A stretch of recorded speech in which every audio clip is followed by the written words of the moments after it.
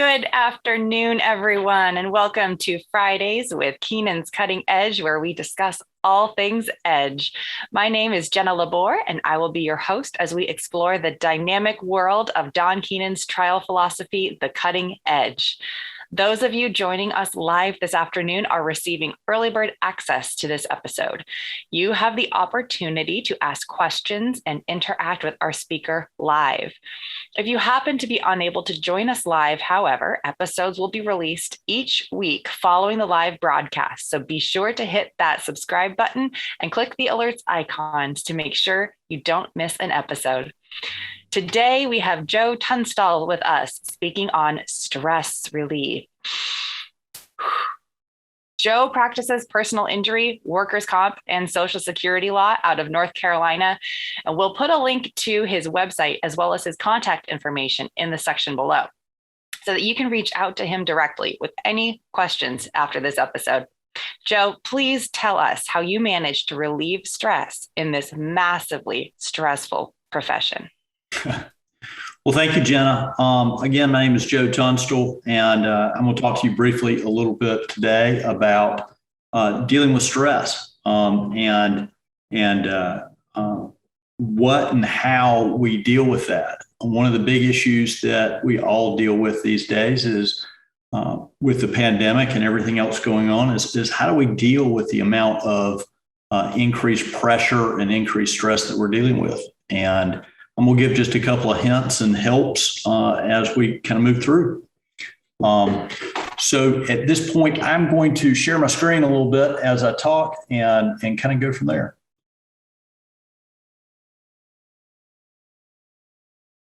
So let's start with why Don asked me to talk today. So 50% of all lawyers currently feel disengaged from their firm. 40% of all lawyers currently have an increased work stress. 55% of all lawyers currently feel overwhelmed. This according to the ABA profile on the legal profession.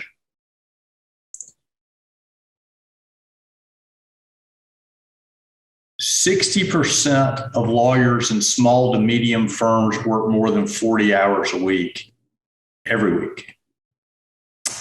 And lawyers rank fourth in professions nationwide for suicide. So why did Don ask me? And if you can see in my background, I am in North Carolina. I speak like a North Carolinian. I have animals on the wall. I am the least frou-frou trial attorney in the world. And why am I talking about mindfulness and stress relief? Well, the story is very short. I have been doing this for 21 years. I've tried something over 100 plaintiffs' civil trials to verdict. And about 7 or 8 years ago, I hit the burnout stage that we all do, where I'm running around and I've got too many cases in litigation.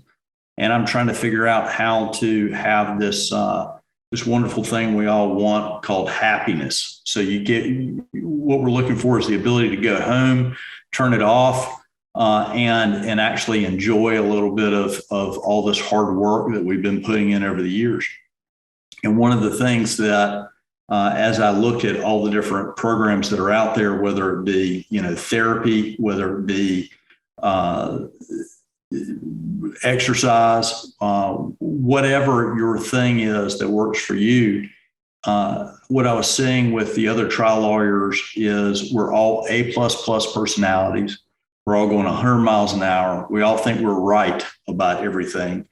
And what we're having the biggest hard time with is turning it off when we get home. Why are so many of my friends having trouble with alcohol? Why are so many of my friends having trouble with substances? Why are so many of my friends working, 40 hours is done by Wednesday and we're still rolling and we roll all weekend long. And then we turn around and we're like, why do we hate our profession? And we shouldn't. This is fun. We have the greatest opportunity in the world. Most of the edge folks, the people who have been trained by Don. I mean, we get into this because we want to fight for the injured. We want to fight for the disabled. But that compassion fatigue burns us out a little bit. So Don asked me, because I began posting and sending to various folks what I was learning. And he said, okay, well, you're learning this stuff, share it. So that's how you get the last person you would expect, the least frou-frou person in the world to be talking about stress relief. So as we walk through this, if there's any questions, let me know. Why do I throw this slide in there? Why do I meditate? Why do I practice mindfulness? Why do I work on these things? Well, it's because I want to be able to go home and spend time with my wife and not still be at the office. And that was the hardest thing for me. And to this day is still the hardest thing for me. And the biggest part about this practice, this stress relief we're going to talk about, is learning how to put things in the perspective they need to be in.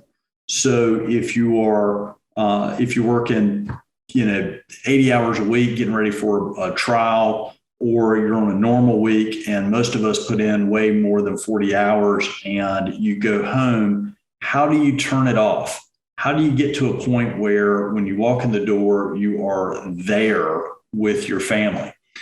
And for some folks, they're going to hear this and just flip off and say, that was really neat. I was looking for trial tips, not how to live my life. But the mindset of what we're working on is, at the end of the day, what's going to make you a better trial lawyer. Empathy, if you ever lose it, makes it extremely difficult to represent folks with the things that we go through. But that same empathy, we have the hardest time turning around on ourselves. And that's something I have been talking about, and Don has asked me to speak about before, which is having some empathy for yourself. If you're going 100 miles an hour every single day and you hit a point where it's no longer fun, then maybe you need to look internally a little bit. And for me, it was when I walk out of this door, when I walk out of this office or my office in Raleigh, and I want to walk in the door with my family, how am I present for them? That's a big buzzword we all hear these days, but how am I there for them if I'm still thinking about this case for trial? How am I there for them if I'm still working on, composing interrogatories in my head, or working on a question that I'm going to ask in a deposition? And for me, that was a big deal. And I'm not perfect at it. I mean, last night I was sitting on the floor with with my youngest child, and I got a text from the office about a big issue, and somebody needed an answer, and I had to do that thing where I say, okay, I'll give you 2 minutes. And I got up and I went in another room and I gave him 2 minutes, and I made a decision, and I came right back to where I was. And I wish I could say that was how I handle it every time. But sometimes my wife has to lean down there and go, hey, you still at work, or are you here? And that's what the reason I started working on this. And this is why I think for a lot of us, that's what we need to do.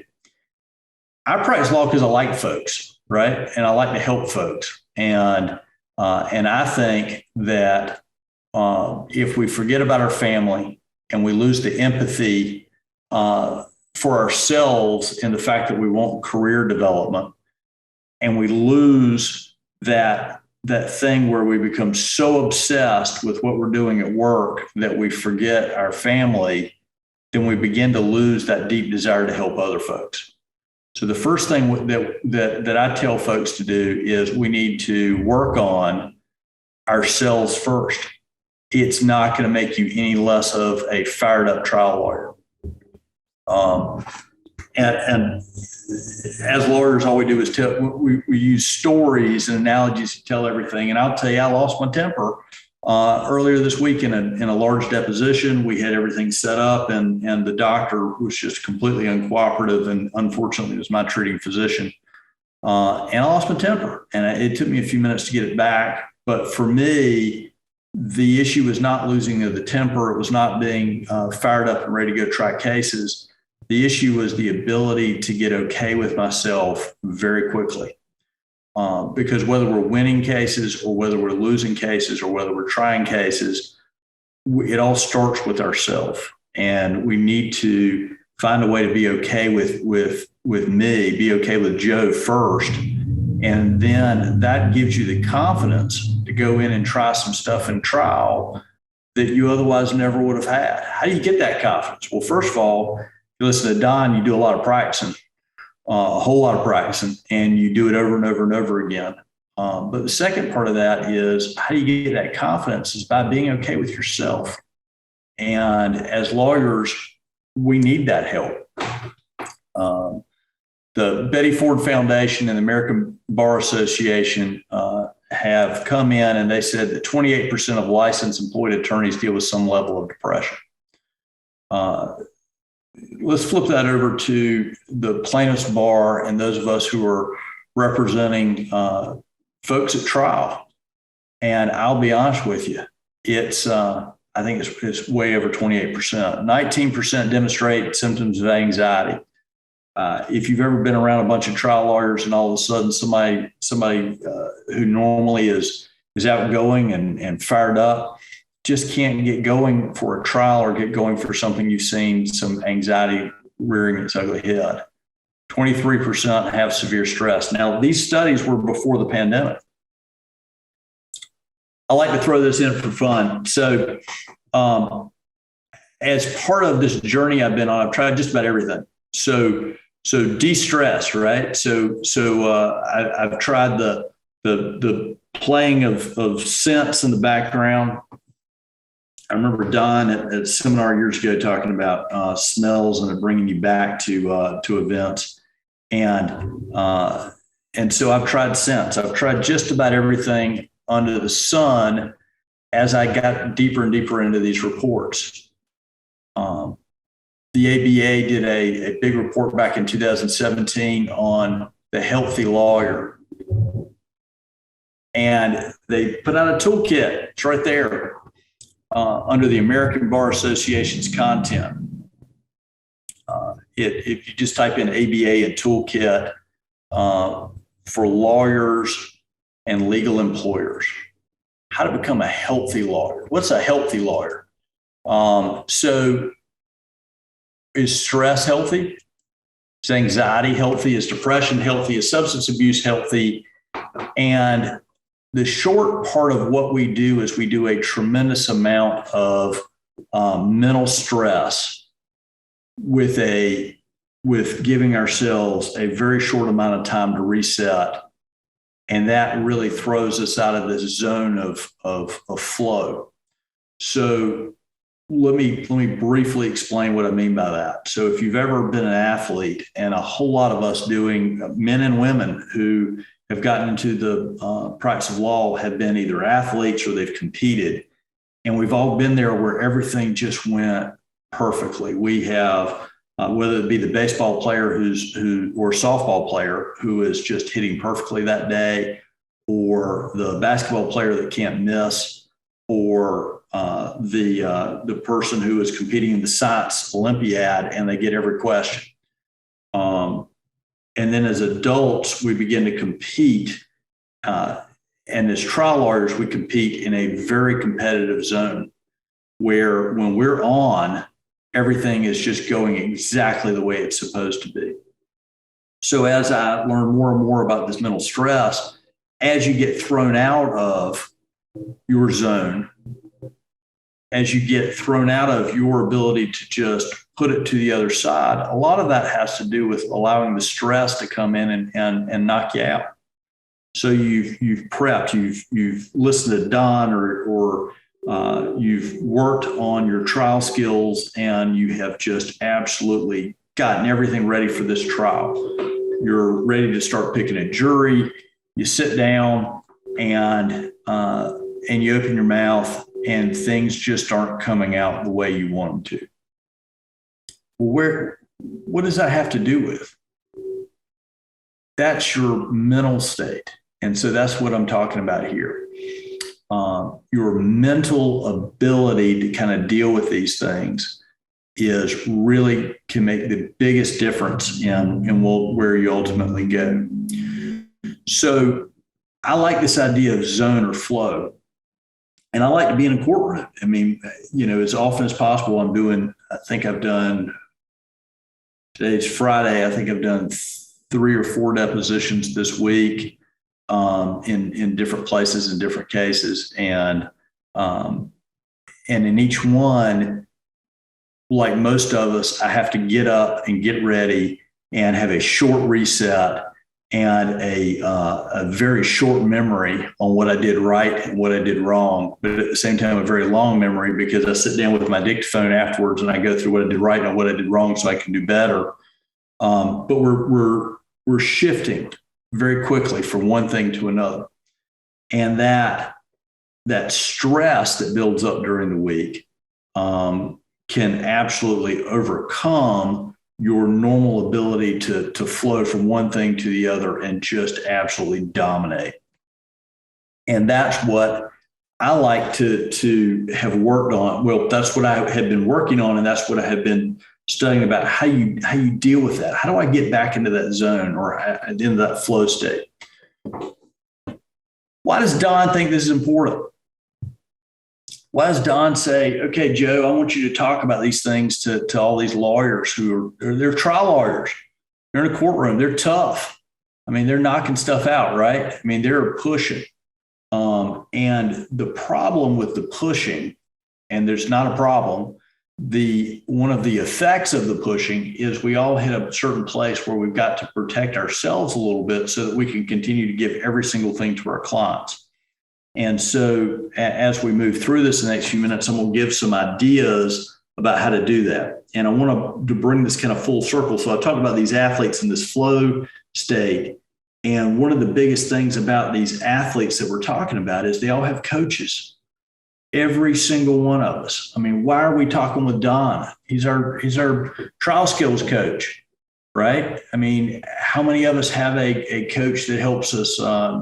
You're 45 years old and you decide to run a marathon the first time.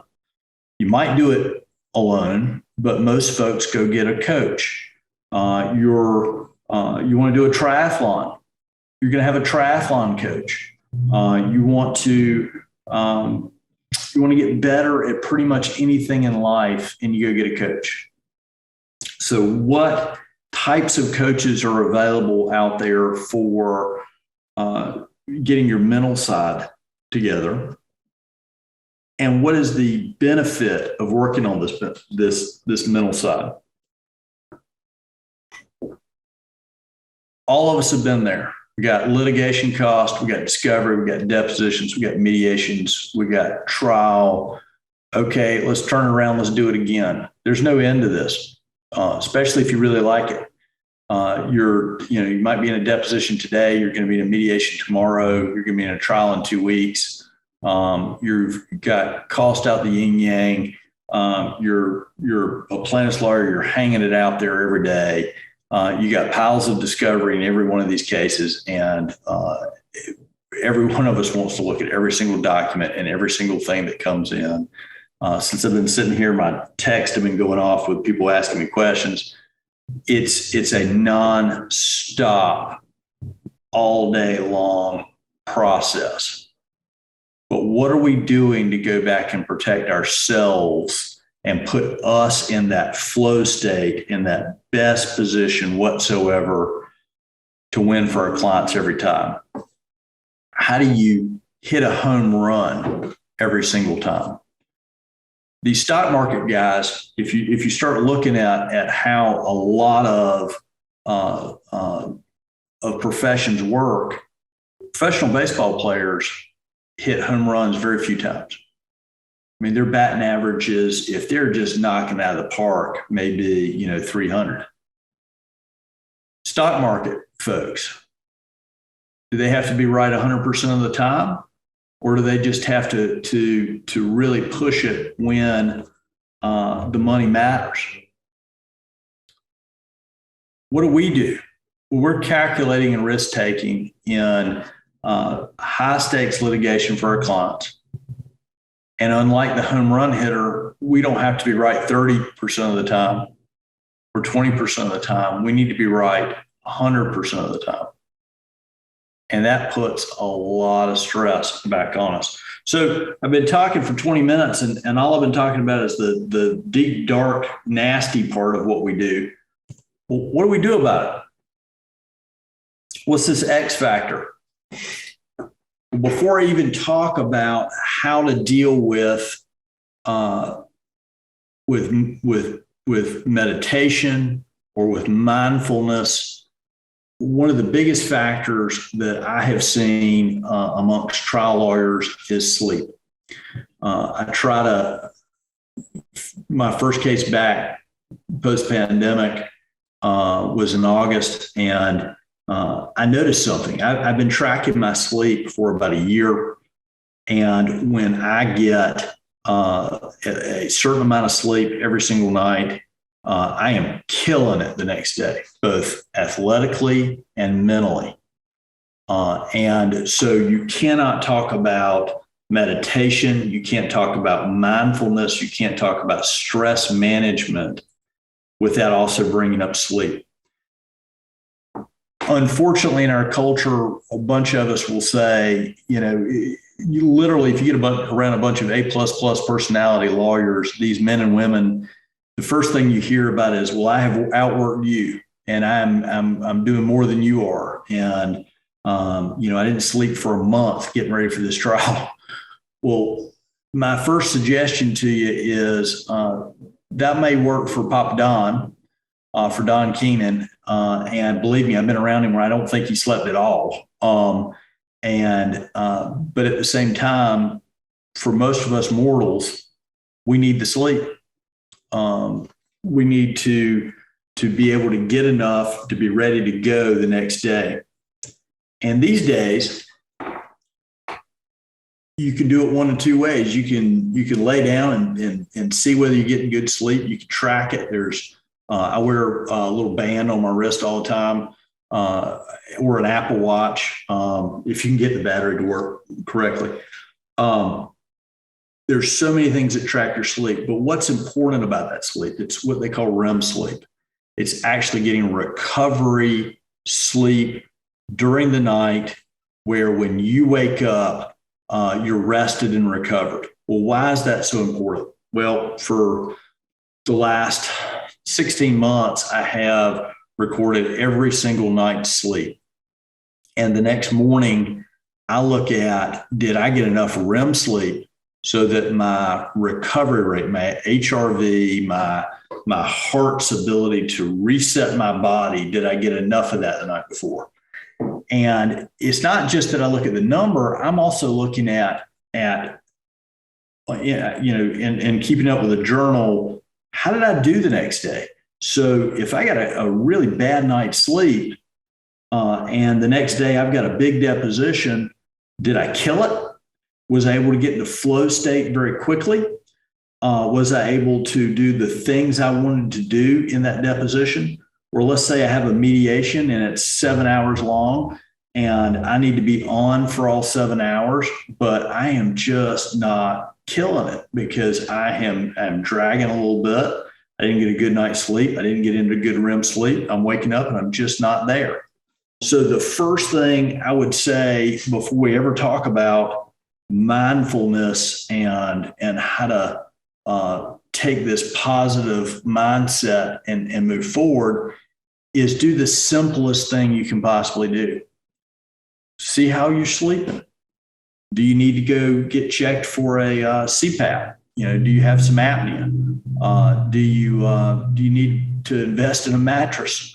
I know it's probably one of the best things I've ever done is invest in a sleep number bed. Whatever it takes so that you, like an athlete, because as trial lawyers, that's what we are. We're mental athletes, are ready to go the next day. If you hear, LeBron James talking about sleeping in an oxygen tent and investing, $5,000 in a mattress, we don't even blink. We're like, yeah, well, that's him, right? Well, he needs to do whatever he needs to do. Well, we're in the same boat. the folks who follow Papa Don, and who are trying these personal injury cases at the highest level in the United States and getting the best verdicts and the best results for our client are also, we are mental athletes. And so we need to be learning the same stuff that these folks are using. And we need to use that so that we're getting better and better and better results for our clients. And the first thing this thing starts with is sleep. That doesn't mean that every single night you need 8 hours sleep. I mean, I'll be honest with you. I tracked my sleep for 16 months. I don't think I've gotten 8 hours sleep a single night. I don't think so. I am usually somewhere between 5.5 and 6 hours sleep. And for me, as long as I get that 5.5 hours sleep, I'm ready to go the next day. My heart's healthy. Everything's happy. I'm ready to roll. But if I get 5 minutes less than that, I have a little bit more, I'm just a little more sluggish. And that is not something where I just think this is right or that's right. It's something I've been tracking and then journaling and then paying attention to. So these are the first things. So what's mindfulness? What are we talking about? Why are y'all tuning in to listen to me rattle on? It's the inclination or being inclined to be aware. So is it just paying more attention to everything around us? The act of being mindful is being present where you are, here and now. For a lot of us who love trial work, our favorite part is that for a short period of time, while you're in that trial, whether it be a 3-day trial or you're looking at a 3-week trial, but during that period of time, you get to ignore the entire world. You are there and you are present and you're doing your best to flow. You don't have to worry about whether the office calls and this thing's happening or that thing's happening. I mean, I know as a young lawyer, that was my favorite part, man. I just got to tune the world out till that thing was over. We'd start the trial. I'd take my watch off. I'd stick it over there. It didn't matter how long we're there because I'm in. The ability to get there, the ability to become present, not just during those short periods of time we're in trial, but using it every day, being more aware when we're at home, being more aware when we're in deposition, being more aware when we do these things. That's really what mindfulness is. I love this definition. It's the self-regulation of attention with an attitude of curiosity, openness, and acceptance. So essentially, we're self-regulating our attitude. Why is that so important? Because like every one of the trial skills that we're working on, like every one of the things that Papa Don is working with us on, like everything that you learn in the Keenan Trial Institute, it is opening up your brain and coming in with an attitude of curiosity and openness and acceptance. But that, again, only works if you practice it. You can't just show up. Scientists use the word self-regulation. Again, I love this word to refer to how you can take control of your attention and regulate your focus. So the ability to have a memory or a future goal or to your breath, the ability to move things into a specific direction and then repeat, okay?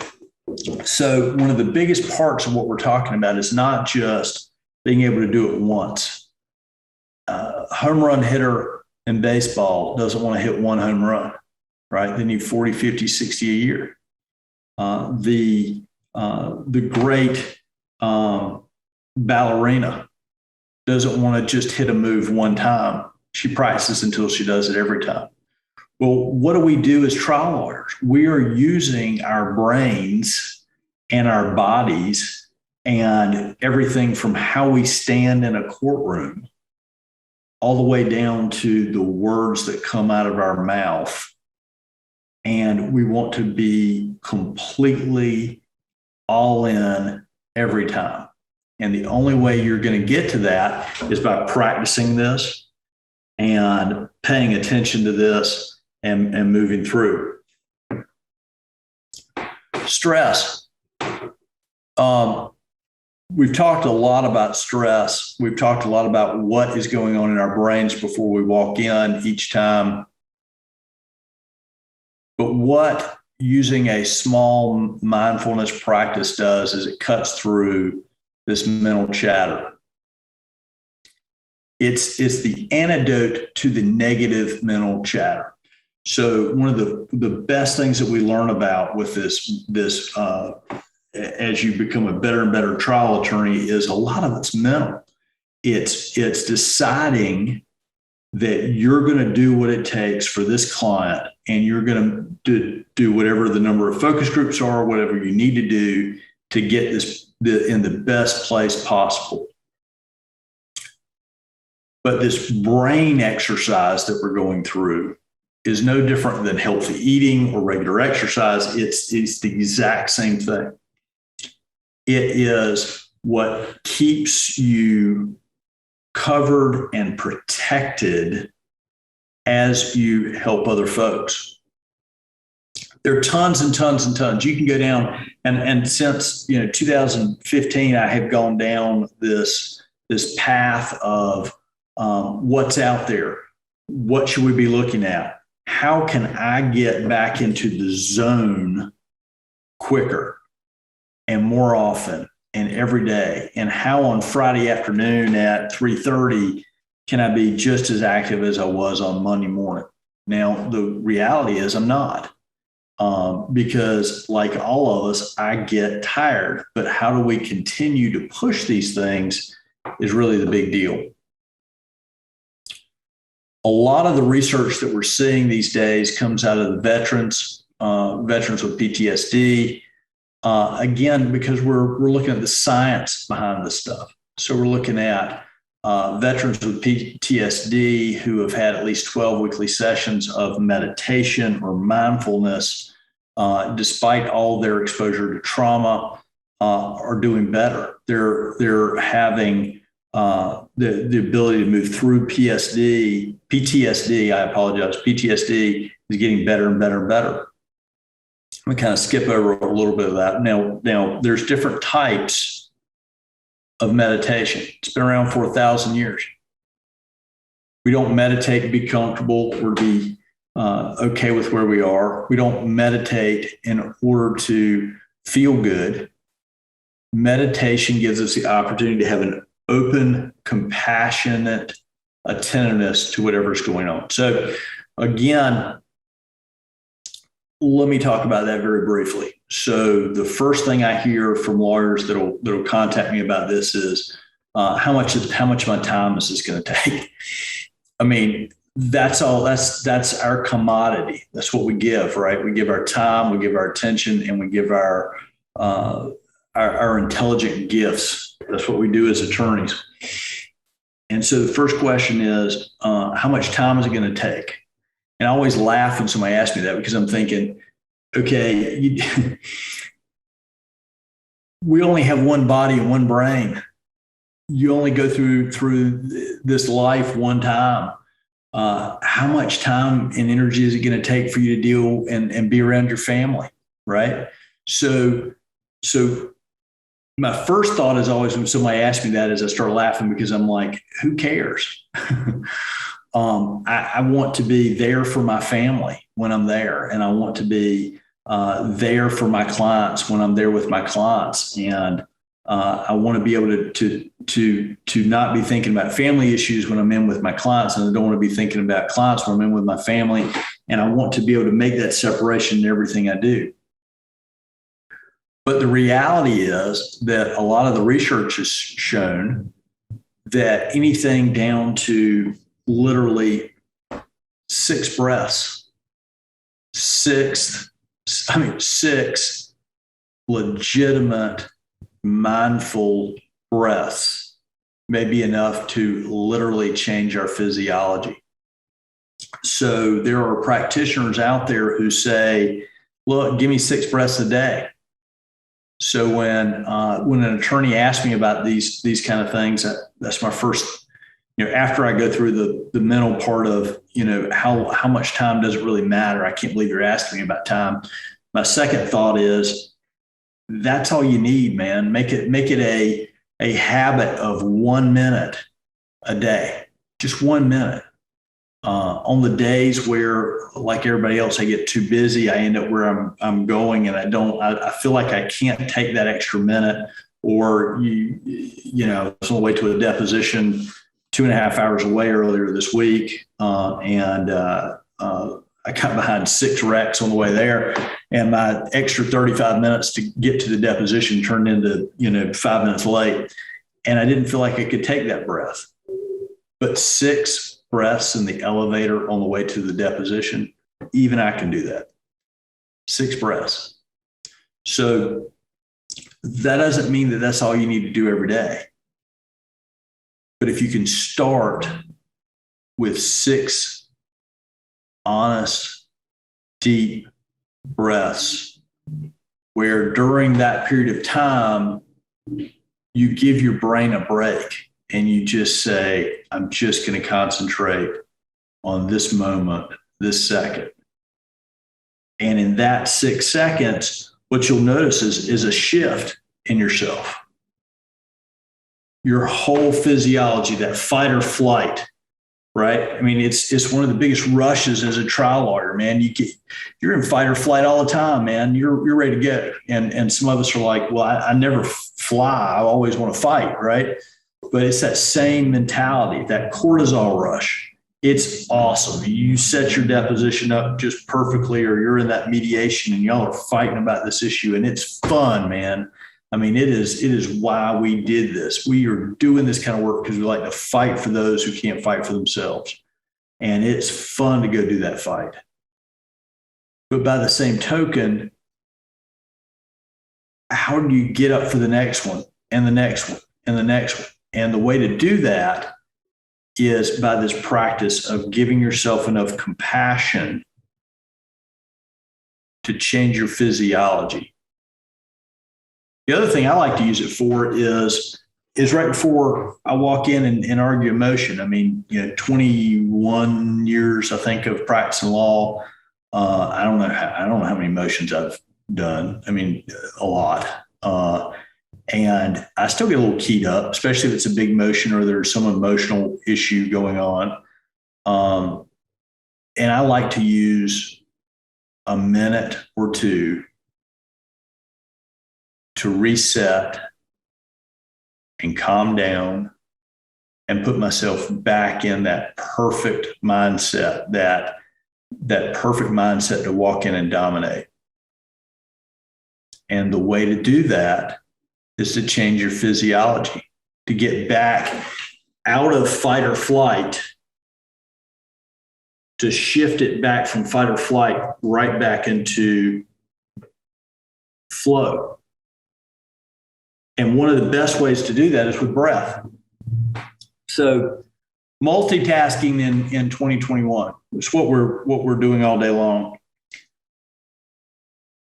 It divides your attention from 100% so that you're not giving 100% to any one thing you're doing. It's the importance of what's important right now. I hear all the time, I am an excellent multitasker. I can do 75 things at one time. And I'll be honest, I used to think I was really good at that. I used to brag, I had this week where I had a trial and so I tried a case and argued a case in the Court of Appeals, and I did a mediation and a deposition. I did all this stuff in like this, 5-6 day period of time. And here's the kicker to all that. Yeah, I'm 29, 30 years old. I'm not married. I don't have any distractions, but I still couldn't give 100% to any one of those things. And that is where, as we get better and better and better at these resets, you can reset and get back into flow with every one of these things that you're working on. All right. So some of these slides, I'm just going to skip through because of my time. How do we prevent burnout? When people say they've hit burnout, what they're talking about is they've lost their passion and joy. Professionals dealing with burnout, it's just a trauma, right? I mean, so we as personal injury lawyers, we deal with trauma all day long. So burnout is simply a trauma that prevents us from moving forward with the mission that we came into practicing law for. In other words, it keeps us from dealing nicely with our coworkers, dealing nicely with our clients, from being good lawyers. And some of us use that and we say, I'm just fired up, man. I'm just fired up. I'm going to just push through this thing and I'm going to get something done. But the reality is that you have turned this into a burden rather than doing exactly what you want to do, which is the good work that got you into this career to begin with. Lawyers, when we get into that place, especially trial lawyers, we tend to push out at everybody around us, which prevents us from doing exactly what we all want to do, which is win for our clients. I'm going to go through a number of different types of mindfulness, but I'm going to hit it fairly quickly because there's a couple of things. And I'm hoping that out of all the things I'm bouncing through, all the ideas or ideals I'm bouncing through, that just one of these connects with someone. Every one of these are slightly different. And in the last, 5, 6, 7 years, I've probably tried just about everything. Mindfulness, meditation is the process of being present with your thoughts. At the end of the day, it's something that can be done anywhere. It is something I still do to this day, and it allows you to simply observe your thoughts and emotions without passing any judgment. So there's been a lot written on this type of meditation in the trial circles in the last couple of years.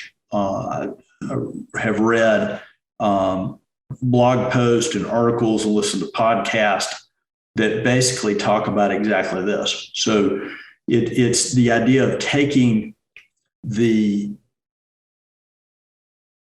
action that's going on around you and not making it everything that dominates your thought process. So, for example, as lawyers, we live and breathe on whether we win or lost the trial. If you lost a personal injury trial, and if you tried enough of them, you've eventually lost at least one. It's having that idea that, yes, I lost the trial, without putting the emotion into it, that it scares me that I lost the trial. And when you do put that emotion in there, it's being able to see that thought or that emotion without passing judgment. I can't believe I'm so upset that I lost that trial.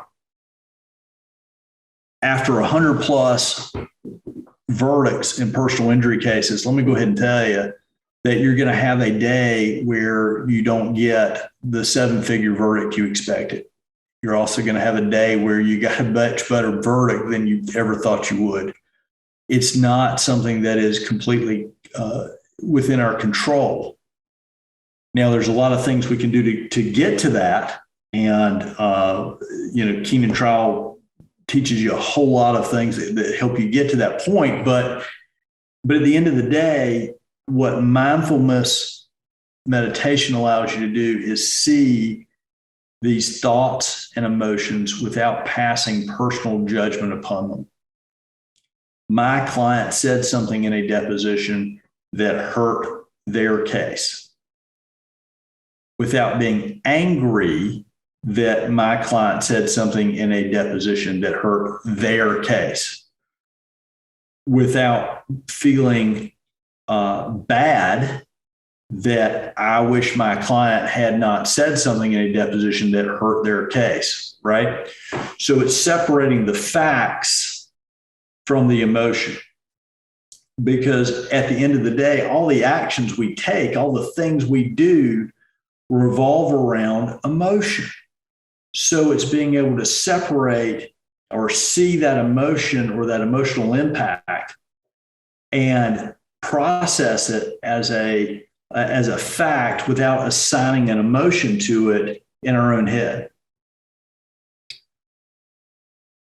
That probably sounded more complex than it actually is, but it's essentially in mindfulness meditation, you sit there and as each of your thoughts comes up, you don't empty your brain.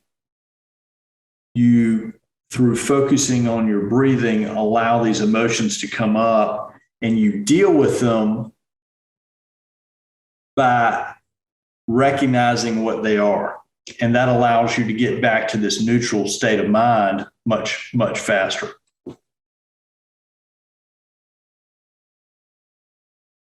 Transcendental meditation.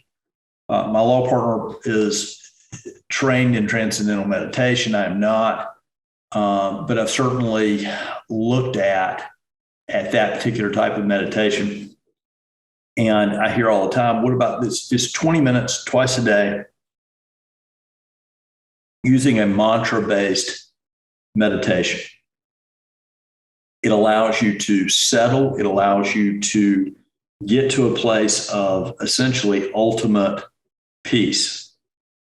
And the goal there is to do that without a tremendous amount of concentration or effort. And a ton of folks out there practicing transcendental meditation who will just swear by TM. It is not something that that is the one of these that I have not tried.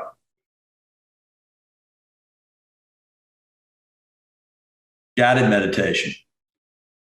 Guided imagery or visualization is essentially seeing something in your brain and then feeling it, tasting it, smelling it, using that to calm you from where you are.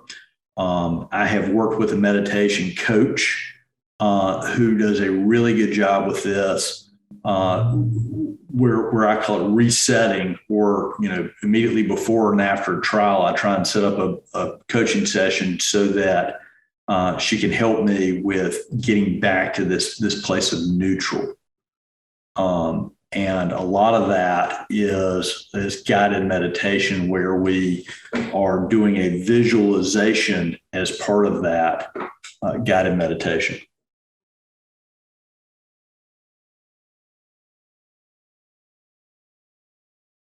There's, and I always mispronounce this word because I'm, again, as Don has pointed out, the redneck boy from Eastern North Carolina, but this type of meditation is a 10-day course. I have not done all of this, but certainly have talked with teachers who have done this type of tradition, and have some good friends who grew up with it. And it gets back to exactly what we're doing before. The idea is to put things, is to not associate emotion with facts.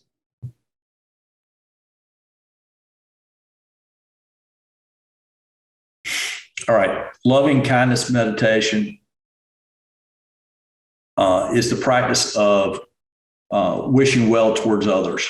And as part of that, and I have worked with my coach on this before, it also includes sitting down and writing basically a guide of all the things that you hope that will help other folks. It's picturing folks and helping other folks through visualization and pushing yourself down and other folks up. And a lot of that, I think, helps us with what we do for a living to put back into focus other people and where they're coming from.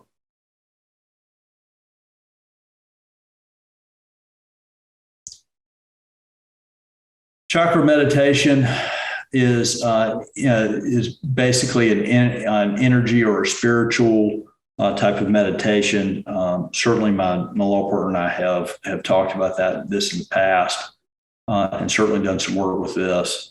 Again, for what we're doing, I don't know that this is necessarily the best form of mindfulness meditation, but it certainly exists. Yoga, my law partner spends a lot of time in yoga meditation, using different balance and poses, and allowing that to recenter her for big work the next day. So it's not a physical practice. It's a mental practice.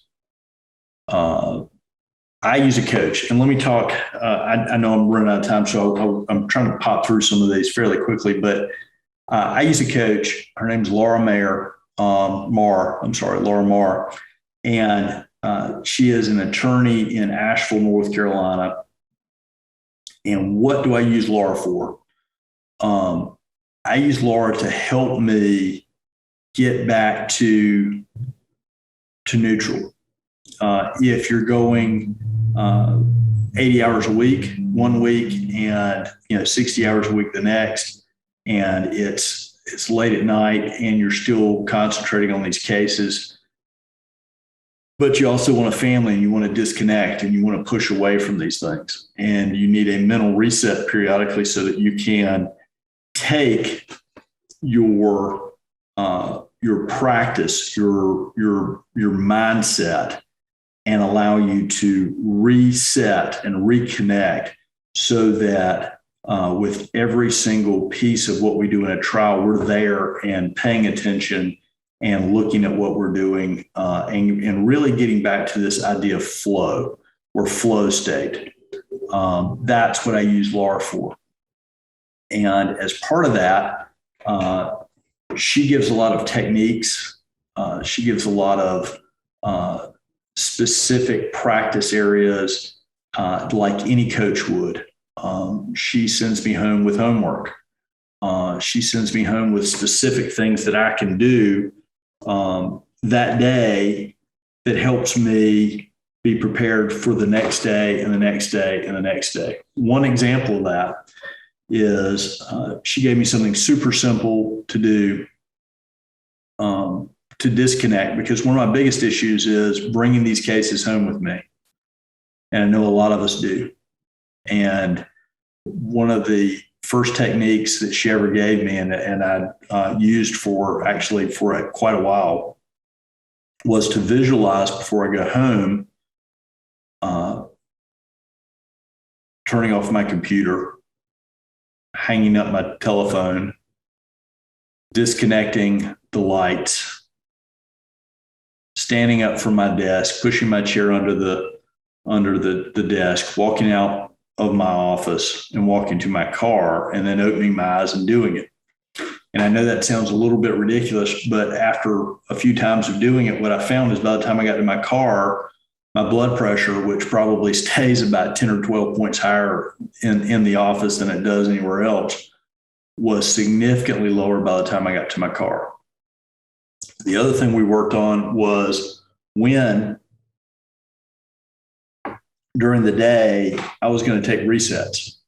So if you're back to back to back to back to back with deposition prep, mediation prep, et cetera, et cetera, et cetera, when do you take that breath and say, okay, I just need to de-stress for just a moment. So we put, and I literally, the cleaning person has recently taken them off of my phone, but it used to say breath.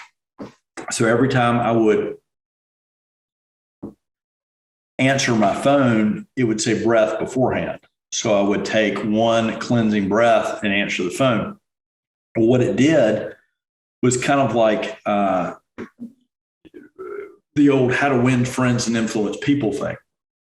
It put me in the right mindset when I would answer the phone to help, rather than the annoyance of getting interrupted in the middle of what I was doing. And that made a significant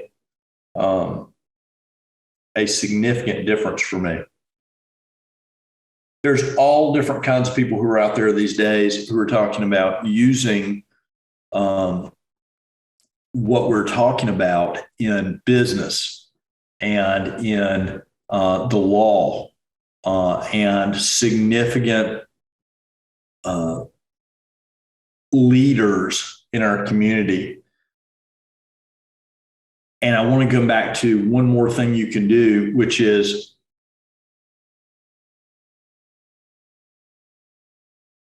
look at some of these apps.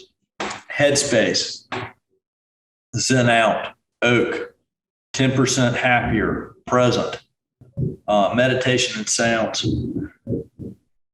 If you don't know where to get started and you don't have a coach, or you don't want to call someone like Laura Mayer, but you want to work on your ability to get back into the flow state, then there's never been a time with more things present for you that allow you to get there. The new version of Apple Watch literally has a mindfulness app that comes on it. And you can use that for meditation. You can use that for breath. You can say, okay, well, Joe may be crazy, but I'm going to try 1 minute a day. I'm going to give him 1 minute a day for 30 days. Do it on your Apple Watch. Just, you don't need to hire an expensive coach or a person. 1 minute a day. And at the end of that minute, what you will find is that you are very quickly getting back to this flow state and this ability to get back in the ball game quicker. Because at the end of the day, what we're trying to do is get back faster, get back to our ability to help our clients, get back to winning cases, and still having this wonderful relationship with our family and our friends when we get home. And I hope everybody got one little tiny nugget out of this ramble that may help them just a little bit. So, Jenna, that's what I've got. All right. Thank you so much, Joe. That was awesome. There was so much good information in there. I can't imagine that everybody who's watching and everybody who will watch won't at least take away one thing from that. I know we're going to get some questions about your PowerPoint materials. Is that something you want people to ask you about directly, or do you want to give that to Ryan, or how do you want that to be handled? They can email me directly. I can throw it on a Dropbox and shoot it out to everybody. All right, great. Well, we'll make sure that the contact information is in the section below so that you guys can contact Joe for his PowerPoint materials or as a resource for some of this meditation and mindfulness practice. I feel more calm even, Joe, having listened to that. Actually, I think I'm speaking in a different tone now. Thank you. So thank you all of you who joined us this week for this week's episode of Fridays with Keenan's Cutting Edge. If you liked today's video, please click that thumbs up and don't forget to subscribe and sign up for alerts so you don't miss an episode. Now, this podcast is about delivering what you want to hear. So don't be shy about sharing topic ideas with us. As Papa Don always says, if you want to know more about it, chances are someone else does too. Now, for next week, we have a little bit of a scheduling change. David Hoey, who was supposed to be with us next week had a conflict. So we are going to move the topic that was originally scheduled for October 22nd back to October 29th. And we're going to switch the Fridays. So next week, we're going to be hearing from one of my personally favorite people, my law partner, Young-Ji Ham. And she's going to be speaking to us about finding your inner voice. Now, this is something that she knows a lot about and has personally worked on and is still working on in her practice. So I look forward to hearing from and learning from Young-Ji with all of you. Have a wonderful weekend, and I'll see you next time.